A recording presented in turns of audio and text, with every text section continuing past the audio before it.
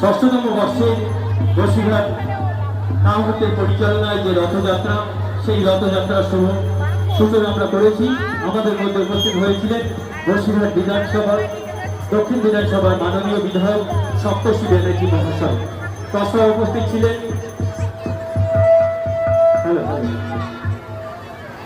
আমাদের বসিরহাট পুলিশ জেলার আধিকারিকরা উপস্থিত হয়েছেন।